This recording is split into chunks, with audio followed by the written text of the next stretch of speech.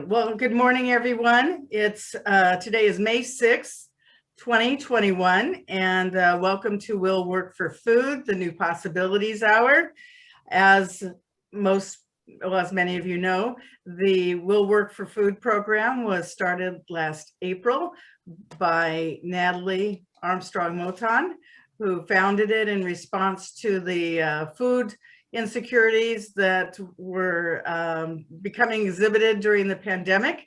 And then Jeff Kachavin joined the program, and this started these Thursday mornings with that.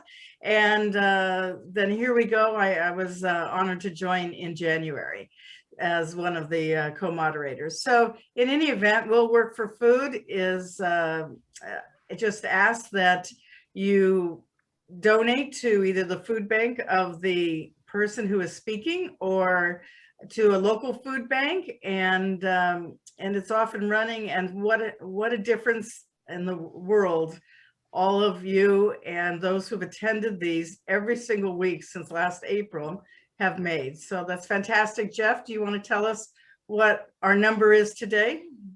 Absolutely, Jean. Thank you so much. Our audiences in the mediation, the alternative dispute resolution, and litigation communities have been so very generous, contributing to help fight food insecurity.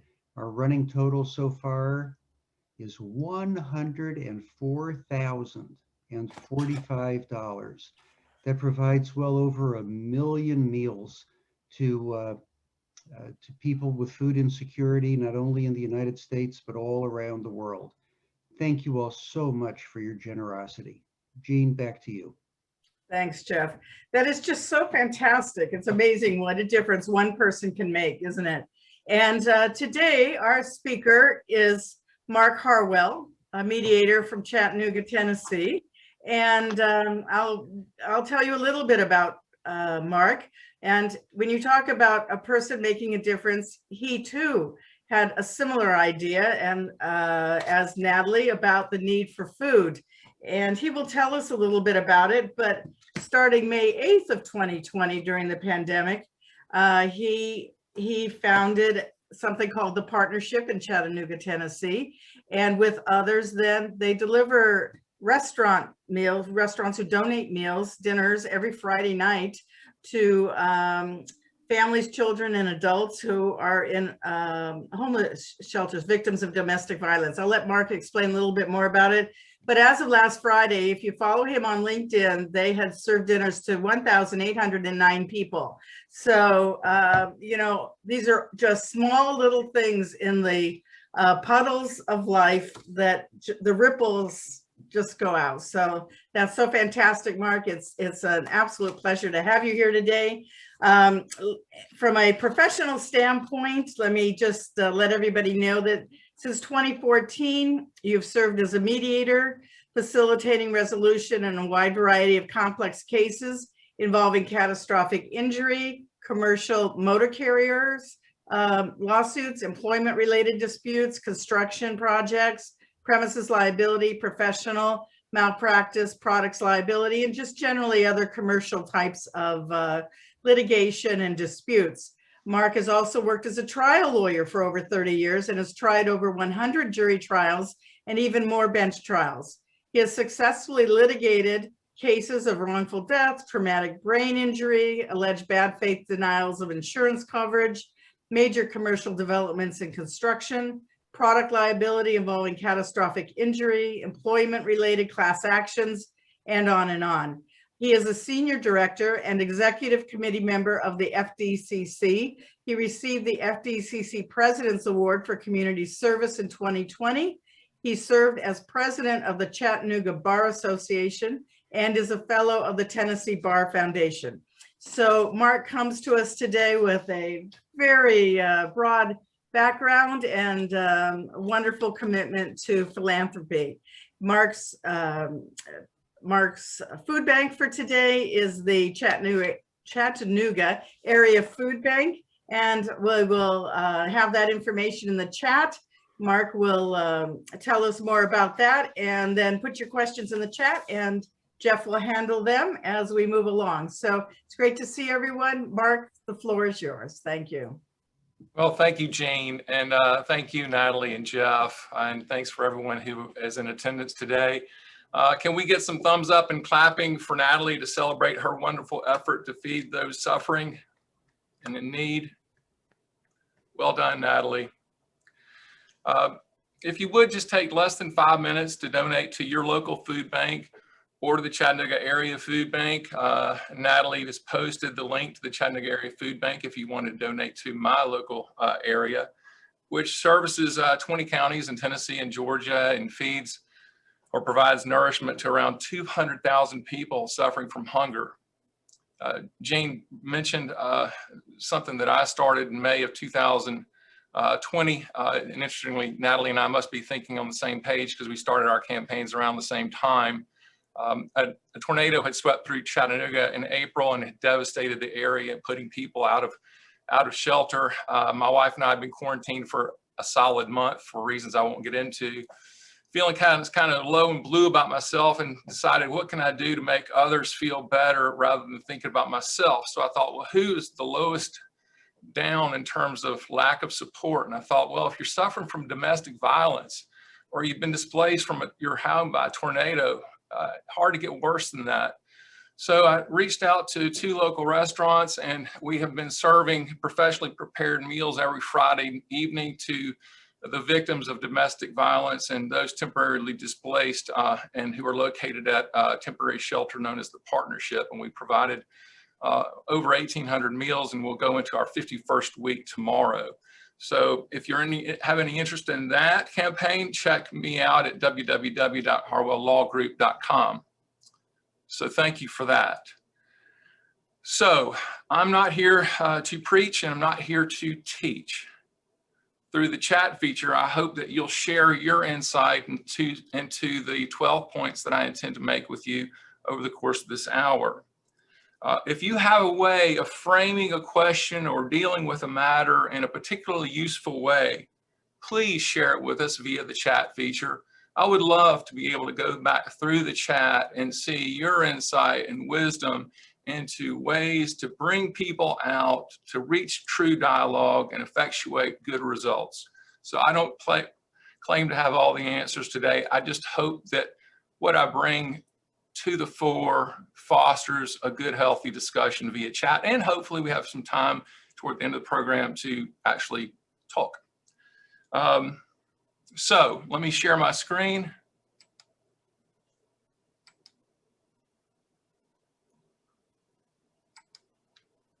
And hopefully it'll share.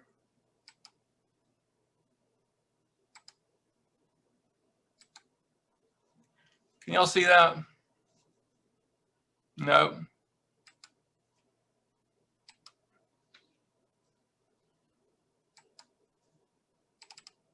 What about now? Yes. That's better. Thank you. Yes. So I start off with the most basic concept of the first pillar, communication. You might say, wow, Mark, that's pretty obvious. Why would you start with communication? I mean, that's what we do. And I wonder, do we truly communicate? And at least in Tennessee and Georgia, and for reasons I understand, oftentimes, we no longer have opening statements. Very common practice, we don't share, or the litigants don't share position statements. Oftentimes, crucial pieces of information are just left to be dumped upon the adversary on the day of mediation with no time to truly consider it. How can we achieve resolution without good dialogue and a reasoned exchange? I'm gonna go off course here and do something that's kind of risky, but I'm gonna talk about the greatest communicator as far as me for just a couple of minutes. We go back to Gettysburg, November 19, 1863. I'm only gonna remind you of the first sentence and just part of the last sentence, so bear with me. 77 years ago, our fathers brought forth on this continent a new nation, conceived in liberty and dedicated to the proposition that all people are created equal. Part of the last sentence. From these honored dead, we take increased devotion to that cause for which they gave the last full measure of devotion.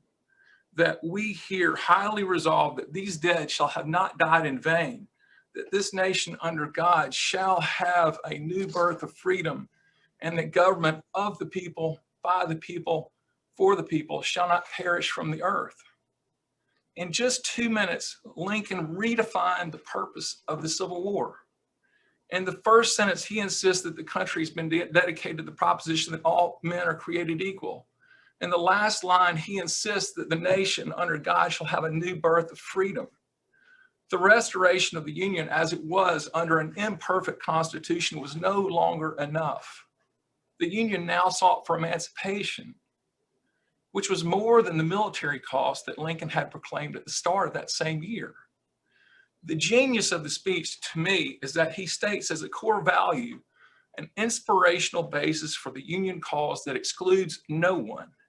His speech is not directed for or against anyone. He never names a side. He never references the North or the South. He never references Unions or Confederates. He never mentions an enemy. He says nothing about slavery.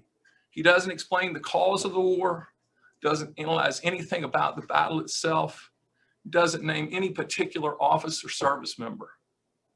What is my point?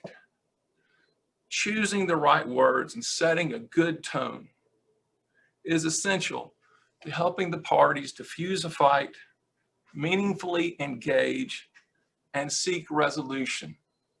So my question to you for the chat is, what have you found to be most effective in dealing with issues that are highly emotional or highly charged?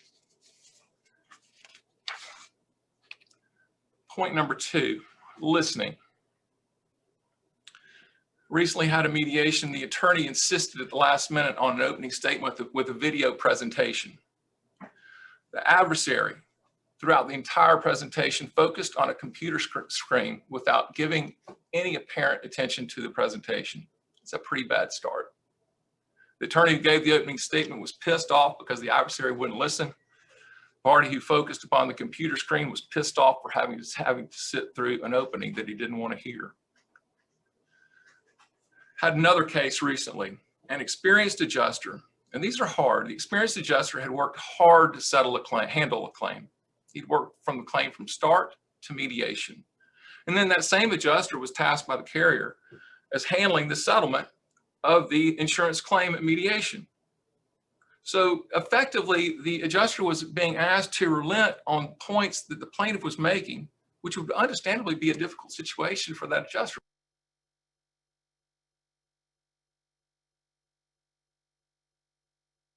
How long have I been muted? Okay. Just a few you've seconds. been fine. All right. The adjuster, I was talking about an adjuster who was tasked with handling an insurance claim from start to mediation, and that same adjuster is tasked with basically settling the case at mediation, which would effectively mean giving in to a plaintiff and a plaintiff's attorney that he'd been battling with for over a year. That's a hard place to be. When we try to change a person's mind, our first, at least my first impulse had been to preach about why I'm right. I'm an advocate, first, back in the day. Or prosecute another for being wrong. Yet the psychological studies have proven beyond a shadow of a doubt that preaching and proselytizing typically backfire. And when they don't actually sway a person, they actually strengthen that person's beliefs. Through motivational interviewing or Socratic questioning, we can help people find their own motivation to change or to think scientifically, So what my favorite style, and I'd love to hear from y'all, but I like to ask the how question rather than the why question. I like to ask how rather than explain. How do you think a jury will react to the plaintiff's professional engineer and to the plaintiff's general contractor? How do you think their position might be defeated or diminished? How do you think your adversary is going to react to that number? And is that really the response that you want to achieve your goal? How is your position advancing your stated end game? Ask that rather than why are you wedded to that position? Doesn't that put somebody on the defensive?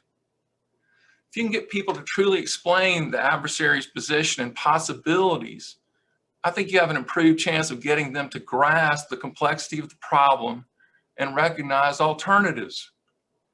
I like to ask open-ended questions or not blatantly leading questions, and to listen more carefully.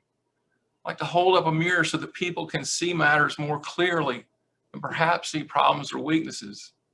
I used that how feature in a mediation just a couple of days ago, and it worked marvelously. The advocate was just so ingrained in a battle that had been fought for over a year. Good, strong positions, reasoned positions, grounded with good experts, but it wasn't going to achieve the goal. And by asking, how do you think a jury may reasonably respond to what your adversary's experts say? It kind of changed because it got emotional. It got to his gut. I said, I think sincerity is the most crucial part of asking the how question and engaging in the dialogue, because if the person you're speaking with doesn't believe that you truly care, that you're having a genuine inquiry about where they're coming from, then I think you'll lose the credibility that you need in order to foster that discussion. Ask for elaboration. Use positive reinforcement to encourage more engagement. A lot of those points came from The Science of Reasoning with Unreasonable People that was published in the New York Times in January 31, 2021.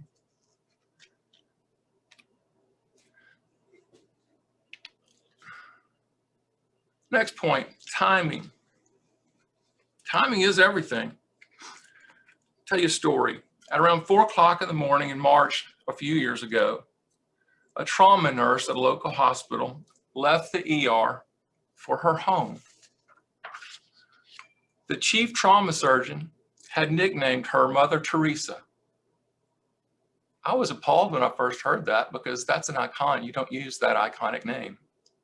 And then he explained, Mark, that name actually came from the chief trauma surgeon, because she was known to paint the fingernails of homeless women and to wash the hair of homeless men. No more argument from me. 45 minutes after leaving the ER, she returned to the ER on a stretcher after having run into a dropped metal box on the highway in the dark of the night. She died on the operating table and left 5 children and a loving husband. Her wrongful death case settled, or claim settled, several months before the anniversary of her death. Were depositions needed to get it settled? Not in that case. Liability was clear, and the attorneys were working at a really, really high level. The stage was properly set for an early resolution because of the way that both sides handled the case. There was a free exchange of information. There were sincere apologies. There were voluntary payment of funeral expenses without any strings, without being asked to do so, and so on. So every case is different, but we all have to ask ourselves, what are the nuances of this case and what do I need? Do I need time? Where are they in the 5 stages of grief? Has there been enough time pass? How much needs to be done in order to truly evaluate the case and fairly evaluate the case? Never forget being criticized trying to get to an early mediation as an advocate. And I was told by the mediator that the plaintiff didn't appreciate me because I hadn't taken the time to take their depositions. I specifically asked the attorney, is this timing right? Are they ready? Do we need to go through discovery? No, Mark. It's just an example of, I don't think you can talk enough to counsel to find out, where are your clients? Are they ready? What do we need to done? And what do we need to arm the mediator with so that he or she can be an effective mediator?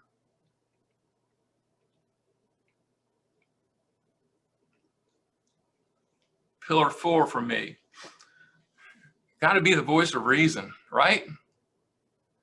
I was at a charitable event yesterday and ran into a retiring judge, and he's told me that he intends to move into mediation, wants to talk to me about it. So, well, you'd be great at it. And he told me, he said, you know, Mark, he said, one of the things I found interesting over the years of seeing you litigate before me is how well you treat the plaintiff's counsel and their case. And I said, well, Jeff, I figure if I'm not being abundantly honest with them, then nobody's going to believe anything I have to say. And I believe that as a mediator and as an advocate. For advocates in attendance, take off your advocacy hat. Take it off for the mediation. You're not wearing it for the mediation. You've already done that before, and you're going to do that after it doesn't resolve.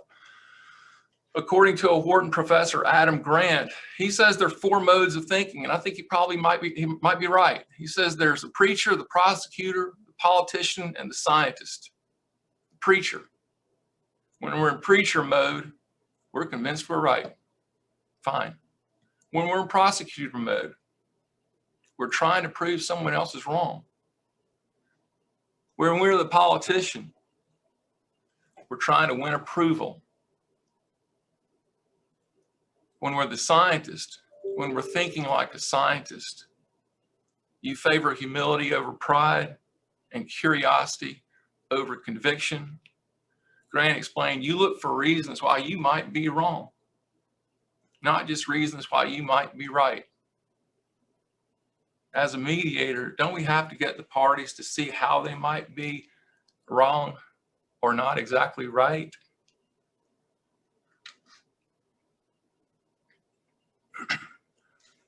Pillar number 5, according to Harwell. Control. On this point, I recommend a book that I found to be quite helpful and interesting called Crucial Conversations. It's not a long read. It's an effective read for me. At least it helped me. And one of the principal points is, don't you have to control your emotions in order to control your dialogue? I can never speak as well when I'm emotional. And I don't think advocates can speak well or engage in good dialogue when they're emotional either. So it's crucial upon the mediator and for the advocates to take measures to create an environment of safety. And when you feel safety being compromised or safety being violated, step back. Take any number of measures that can help secure the calm.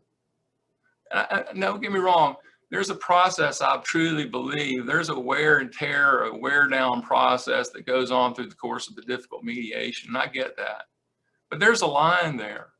And when you see that line being crossed or approaching that line, step back, smile, take a break, offer a walk around the block.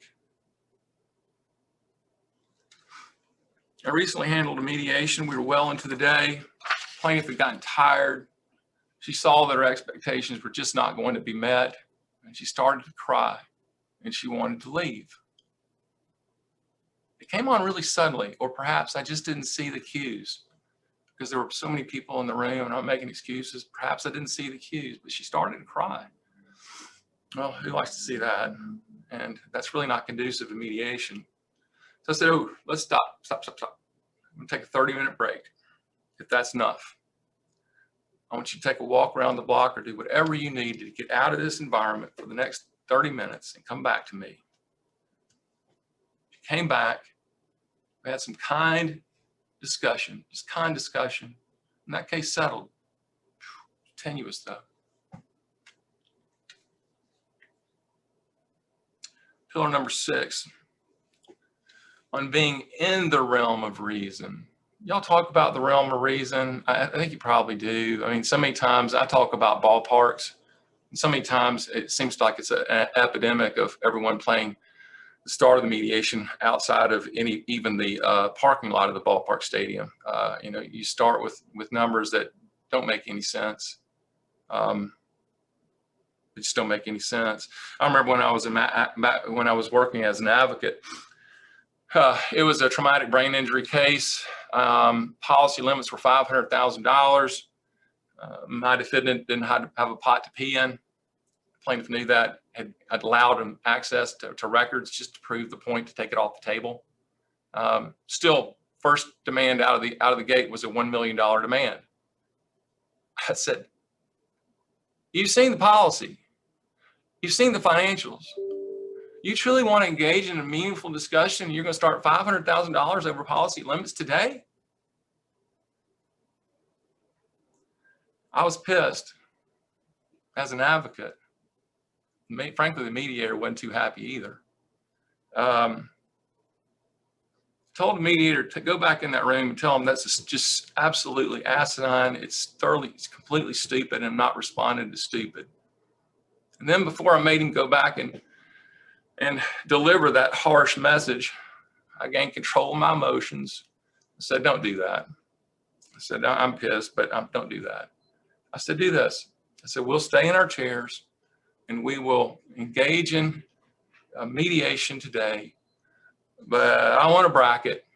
And for me to stay in my chair, you're going to have to come in somewhere under $500,000. And I frankly don't care if it's $499,999, but we're not going to talk above policy limits. We're at policy limits today. And it worked. Everyone calmed down. But it's funny, after the case settled, the plaintiff, she looked at me and she said, that was a really stupid place for us to start. So it made me gave me some validation, and I am glad that I wasn't so harsh in the response.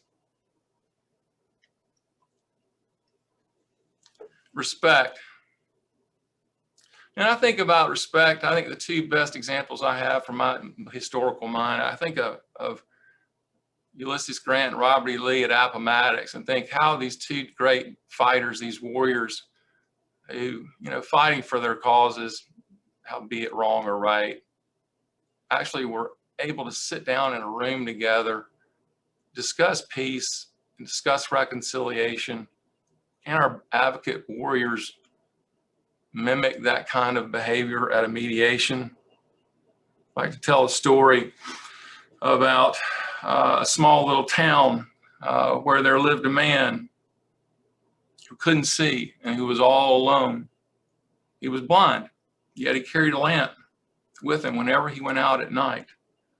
And one night when he was returning to his home alone, in the dark of the night, he came upon a group of young travelers who saw a blind man carrying a lamp and started making fun of him, saying, "Stupid old man, why are you blind yet carrying a lamp?" He said, "Well, I am blind, but I carry this lamp so that you can see me and not do me harm." What's my point of that little parable? Be careful before you judge others. Try to be polite when you're in the context, at least of a mediation. Try to see the other person's point of view. Fair enough? Fair enough? Number 8. Be flexible. Try to be innovative. Circumstances change, don't they? Until you try it. And even during trial, circumstances change. A few weeks ago, I mediated a construction and insurance coverage case. And the defense had a general counsel who was well respected in that small town where the case would be tried. And the defense was understandably impressed and even enthusiastic about the testimony they expected to get from that general counsel. You know what happened at mediation? Plaintiff's attorney, who's a pretty high-powered lawyer in that small town, disclosed that the GC was now his client.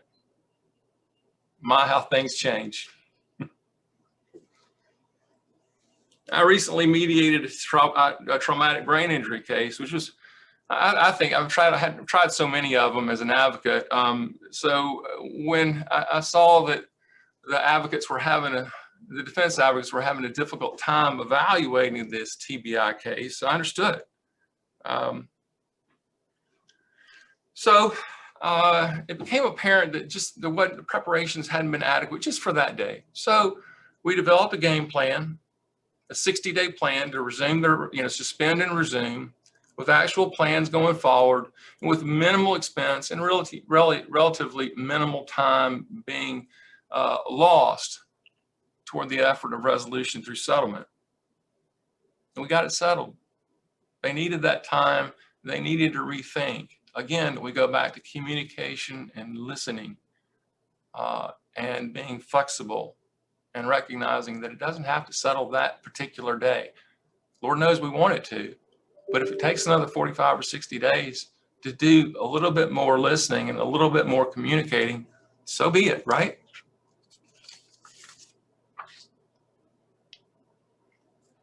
This is obvious, but I can't really have this presentation in good conscience and not at least talk about this element, right? Especially when we're talking about 12 pillars of mediation that y'all are so enthralled in knowing, right? So being knowledgeable, obviously, it's just run through the nuts and bolts. I mean, what has subrogation been notified? Where are the parties in dealing with liens? Are there third parties that have been brought into litigation that need to be brought into litigation? Are there excess carriers truly involved, and have they been adequately notified? All the legal issues wrapped up, tidied up, or what do we need to talk through at the mediation to get on point, to get on page? The most frustrating mediation I've ever attended as an advocate involved a construction an insurance coverage case. This is years ago, and I can't even remember what the stupid insurance principle was, but it was so basic. And adversary and the mediator, who obviously will go unnamed, wasted 3 hours of time talking about the most basic insurance principle, completely off base, completely wrong. It's a summary judgment issue, like bang the gavel without any discussion, really. 3 hours to talk about that, and they never raised, no intimation at all that something that obvious was going to be such a factor. Killed the mediation. And my client were so incensed I couldn't get them calmed down because they felt like they'd lost so much time and wasted so much time. I was a little taken back because I was surprised that we were wasting so much time talking about such a basic point. But I guess the point of that is, again, we go back to communication, and that's just an example, I guess, where either I failed or somebody failed, but it could have been handled a lot better. This is one I don't see often enough as a mediator. I wish I'd see it more often. I think sometimes, and I've probably been victim of it too, you fight as an advocate. You fight. And it's hard to take off that hat when you walk in the mediation room, and all of a sudden you have to start listening, empathizing, thinking, conceding, recognizing, sharing. But if there's time to be candid with your adversary, if there's time to work together, Lord knows, shouldn't they do that? Shouldn't we as mediators encourage that kind of candid exchange? I mean, how can you two work to get this medical expense lien holder, how can you work to get that resolved, this worker compensation lien resolved? Once you work together, isn't it in your best interest? Why have you not done this yet? Can we not get through that now? So I think being candid is part of this whole communication spectrum, and it's about the engaging in true dialogue. And number 11, I'm being realistic. I said every offer. I'm going to take that back. I think most offers and most demands should be grounded in some tie to reality to the extent that it reasonably can be, right? I mean, where is this number coming from? You say $400,000, but how do you get there? Will you help me understand how you get there? Or why are you stuck at $60,000? How, and again, I'm talking to y'all today. I would ask the how question, not the why question. How do you get there? And how do you think a jury will recognize the proof of your opponent in respect to that particular point? When I said that, but I do like it when demands and offers are linked to understandable elements of the damages and understandable elements of the liability spectrum. One reason I said I'll take it back on every is, I think if you're dealing with somebody who's super technical, who seems to gravitate to 1 foot above the ground, 2 feet above the ground, and then I think that take it back, because the case isn't going to be tried 1 foot above the ground or 2 feet above the ground. The jury's not going to listen to that kind of detail. Case isn't going to be tried. If it is tried that way, God bless you. Haven't run across many jurors that are going to roll up their sleeves and get that deep in the ugly details with you. Maybe y'all are better advocates than I am, but I usually think the juries want an overall understanding of what they perceive to be fair and reasonable, gut check time, and how does it all play out. So when I'm dealing with a very technical person who's been wedded to the technicalities of it, then I think it's mediator's role to try to change that perspective and to get them to voluntarily change their perspective. And that takes some nuance and skill, because it requires you to not preach. It requires you to not ask that why question that simply oftentimes reinforces what he or she has been wedded to over the course of the case or the claim.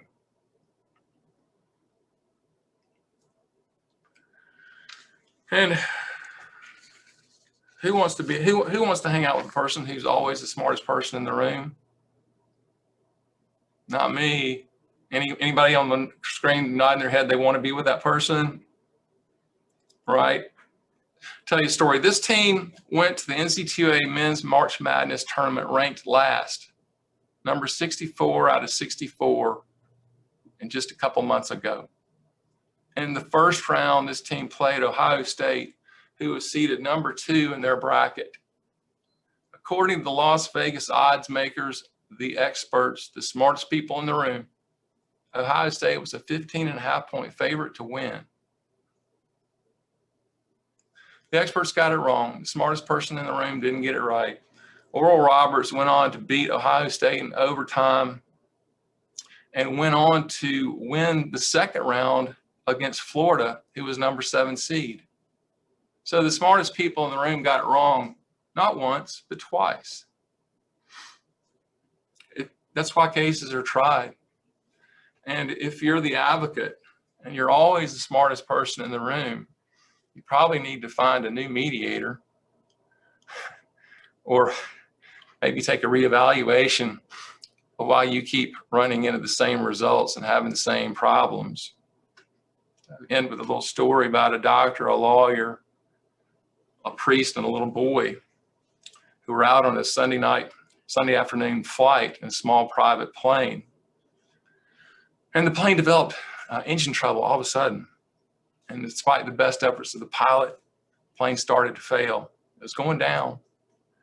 Worst pilot in the history of the world. He didn't stay with the ship. He grabbed a parachute and jumped out. Encouraged everybody, the priest, the doctor, the boy, and the lawyer to take a chute and jump. Problem was, there were only 3 chutes. Well, the doctor grabbed one of the chutes and jumped out. When as he left, he says, "I'm a doctor, I save lives, so I have to go." The lawyer, he grabs a bag and he says, "I'm a lawyer. Lawyers are the smartest people in the world, and I don't deserve to die today." The priest looks at this little boy. He said, "I've lived a long and good life. Yours is just getting started. You take the chute." The little boy looks at the priest. He said, "The smartest person in the world just jumped out with my backpack." So I'll end on that note. I know that I'm maybe a few minutes ahead of time, but also wanted some time because I'm not, by any stretch of the imagination, the smartest person on this call. Not even close. I don't think I can teach Jean Lawler anything in the world. I might be able to share something with her and learn from her, and I might impart something to her that she'd value, but I'd rather get back into the discussion and see what y'all want to talk about with me. Oh, Mark, thank you so much. I have learned so much from you. In fact, I wrote down how questions, and I'm going to make that front and center and first out of my mouth on many more occasions than they have been in the past. So thank you for everything. Good job. It's a thrill. So we may as well, how about if I turn it over to you, Jeff, then, and we can go to the questions. And thank you so much for everyone for your generosity. I see people putting amounts in the chat and all. That's great. Whatever it is you want. And let's get back to Mark. So Jeff? Yes, Mark, thank you so much. A most informative and insightful, really deep presentation. Thank you very much. Thank you. And let me ask you one question that everybody thinks about a lot these days is the impact of the online environment, Zoom and the other online platforms, on what we do as mediators and what we do as advocates. So let me ask you, from your observation and your experience, what are some of the differences? What are some of the things people are doing well, the adaptations that are good, and what are some of the adaptations that maybe are not so good for both mediators and advocates as you have observed them? Well, Jeff, it's a great question, and I get that often, and I'm getting it from the advocates. I guess maybe because I'm talking to advocates more than mediators about the subject, so that's why I enjoy this Thursday so much, because I've got so many mediators to talk to and learn from. Personally, I have found success rate to be equal on a Zoom platform versus in person. I've not feel I have, my percentages are essentially the same. I think the only frustration that's been voiced to me, not about me, but about a prior experiences, and hopefully they were early on, was just frustration with technical difficulties. But if you can make sure that everyone on the call, on the platform, whether it be GoToMeetings or Zoom or some other, are really well connected. It's the connectivity and the mediator's effective use of it. I mean, popping in and out of closed sessions via Zoom, it's faster than it is in person. It's just very quick and effective. And I haven't really felt or experienced a fatigue factor in mediation like I can in a really long-term deposition. I don't know what the difference is, and I don't know if I'd like to hear from others if they've experienced a similar situation. I mean, a 2-3 hour deposition, 4 hour deposition, again, doesn't bother me. If I start getting into 6-7 hour depositions, I tend to get a little bit tired of it. Maybe that's just me personally, but okay, Mark, let me ask you just about some of the basic things mediators talk about all the time. We'd love to have your views. Let's talk about the beginning and the ends of mediations. The beginning, joint sessions. Do you ever have them? Do you never have them? What are the circumstances which determine whether a joint session is appropriate at the beginning of a mediation? What do you like to do as a mediator to help ensure that the joint session is going to be successful? I don't have the open statements very often. The attorneys tend to not want to do them anymore after some experiences that I've had. And then it always, the bad apple kills the whole experience for everyone else. But I've just had some attorneys that just couldn't take off their advocacy hat, forgot where they were and what their objective was. And then you're calling somebody down. That's not a good way to start. So in a few situations, I think that they're important. If it's a highly charged emotional case with clear liability and the defense simply wants to meet and sincerely apologize, express condolences. I mean, I had an adjuster break down in tears when she met the wife of the decedent. It was just absolutely genuine. Hell, it made this 32-year lawyer tear up. I thought I was going to cry. It was I hate to say it was effective because that sounds like it was just a mercenary, but it was true and it was real. And she really wanted to meet that mother. She's a mother, she's a wife. She wanted to meet her and just say, I'm so sorry for what happened. A company didn't intend for that to happen. We want to do what we can to make it right today. That kind of thing is always, if it's sincere and it's real, it works. But, if you have something like that and you have anybody that wants to put their adversary hat on and engage, and that's just fire and water, it blows up and it's terrible. So That moving moment, Mark, was that in person or was that on an online platform? it was in person. And again, I think it set, the tone had been being set all along. That was just kind of that was the final thing that really needed to be done, really, for both parties. And that's why it was so successful, because I think the plaintiff's, the wife needed to hear that. The decedent's wife needed to hear that. And the client representative truly wanted to voice it. And I would never stand in the way of that kind of good emotion. That's good exchange. That's good emotional dialogue. And do you think that can be replicated in an online platform? Would it come across the same? That's a great point, Jeff. And I've not had occasion to experience that.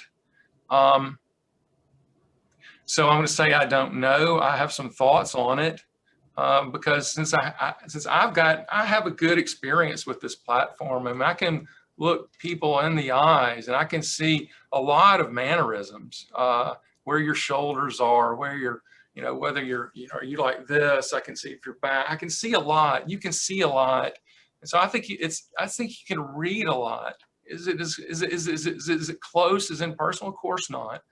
But the more we get used to this platform, and I think we're all very used to it, I think we recognize the opportunities that it provides, and we concede the limitations. And I would think that if you I can't, if I were to put those two on a screen right now and they had it, would it be as effective? No. Probably can't see the tears as well. Can't see the blushing, the redness in the face, the shaking, probably can't see that as well. But if it's all you got and it's going to be real and it's going to offer up good dialogue and it's the best you got, then I'd say go with it. Jean? Jeff, if I might interject, I had that situation happen on a Zoom mediation. It was an auto accident case, and the one side was debating about whether just to take the uninsured motorist coverage or not, or go after personally the other person who hit them. And there had been the loss of a child, and it was heartbreaking. And a husband and wife on one side and then a family on the other side. And I was able to bring them together into the same Zoom room. We went back and forth a few times, but I brought them back and they talked to each other, and they were in tears. And the one wife who'd had a miscarriage after this came in, and, the other wife was, sympathetic. It still gives me goosebumps to think of that. And one of the lawyers afterwards said, wow, I've never seen anything like that. So I would say it can happen. Jean, do you think it could have happened a year ago when people were first acclimating themselves to these online platforms? Well, this was early on. I'd say this was the late spring of last year, maybe the beginning of summer. And these people had no experience doing Zoom, that's for sure. So it was not a normal thing for them. So I would say yes.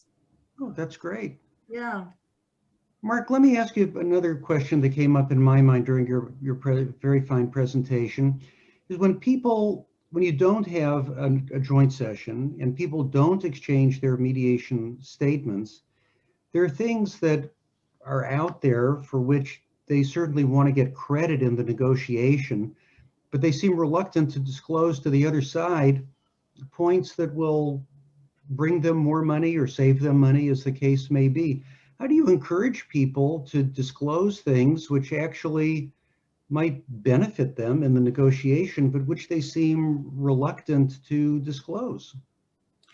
Well, it's, engaging in just a frank discussion with the individual attorney. And it happened to me not too long ago, where the attorney had done a marvelous workup with an expert and shared that wonderful workup with the expert. And I looked at it and I go, huh, I don't think this has been shared. So I called up the attorney and said, have you shared this with the adversary counsel? And he goes, no.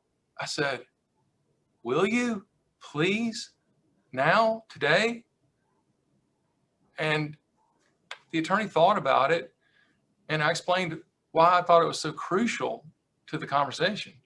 It was, and the attorney did, and it was such a big piece of the puzzle.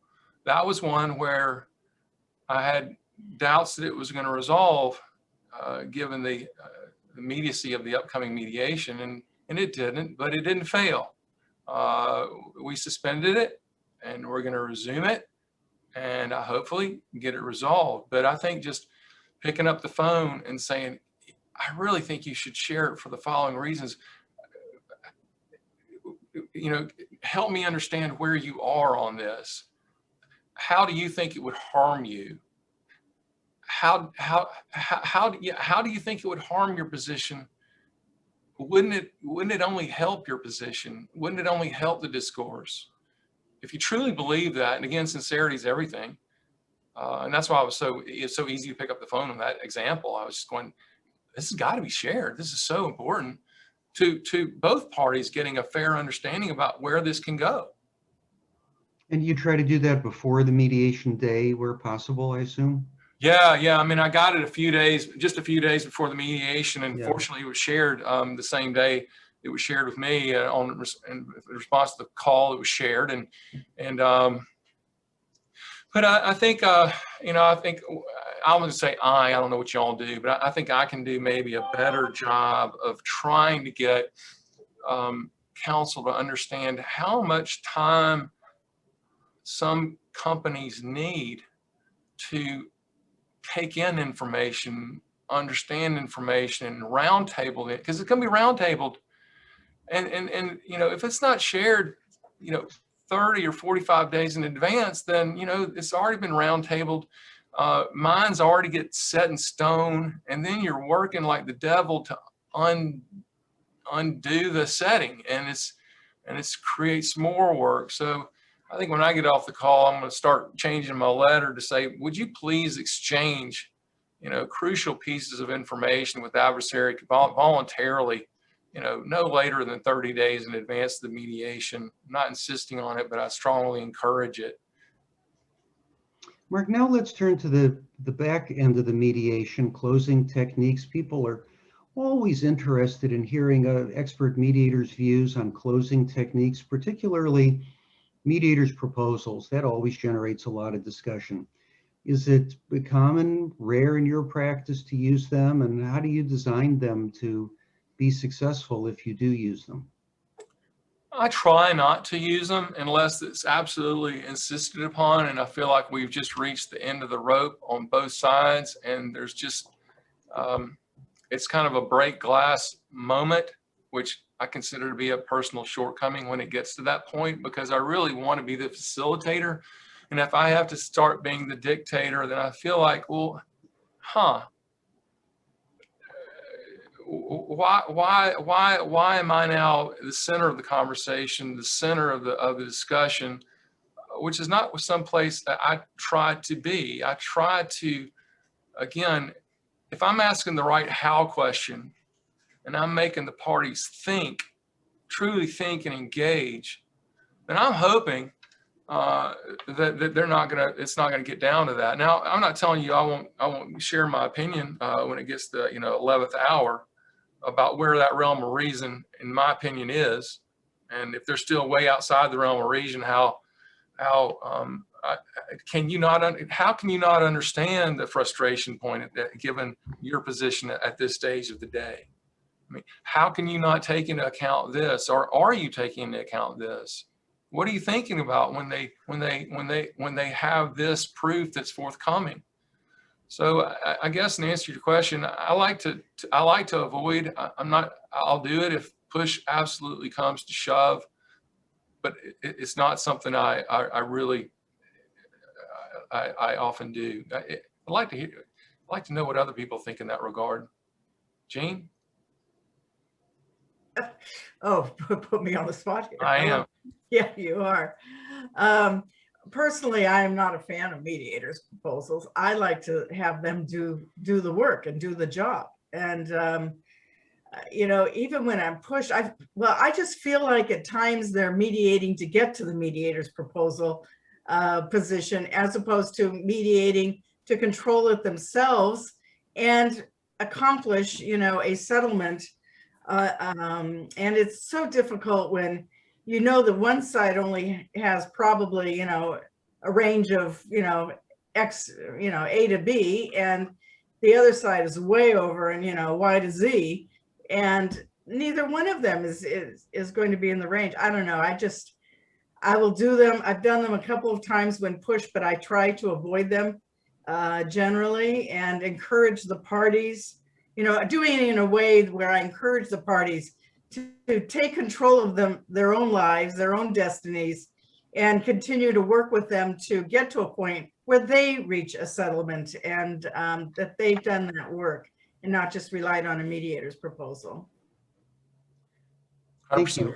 Mark, let me ask you, we have time for one last question, and Natalie, you know, is the world's greatest marketing guru for mediators and arbitrators. So let me ask you a marketing related question. You're a defense guy. You've been involved in the Federation of Defense and Corporate Counsel. You're known as being on the defense side of the aisle. In your practice, how did you and how do you personally gain and maintain credibility with the plaintiff's bar? That you will be fair to them, your process will be fair to them. And how do you recommend to others? You've also been president of the Chattanooga Bar and in many sort of nonpartisan positions, shall we say. But how do you recommend to the rest of us who haven't had the honor of serving in those kinds of positions to establish credibility with people who are on the other side of the aisle from where we may have practiced? Well, Jeff, that's a great question. And since I've been really working hard to develop my mediation practice more and more and more, that was a concern of mine when I really started going full bore that way. And the answer to the question is, you live and die by your reputation. And for the young lawyers that are on the line who've been practicing a year, 2, 3 years, think long and hard about what you want your adversaries to think about you 10 years, 15, 20 years down the road. Because once you've developed your reputation, it is set in stone. It doesn't change very much. And so fortunately, Jeff, I've always treated my brethren on the other side of the V with great respect. I've fought them like hell, but it's always been at a really high level. And they've known it's, and I guess, so I had an awful wrongful death case that I was defending, and it was the plaintiff had retained counsel and across the state. The attorney didn't know, plaintiff's counsel didn't know me from Adam. Plaintiff's counsel called a local attorney who's a plaintiff attorney, and I found this out 6 months after the case settled. He goes, "I heard you got that case settled." I go, "How did you know about that?" He goes, "I helped you get it settled."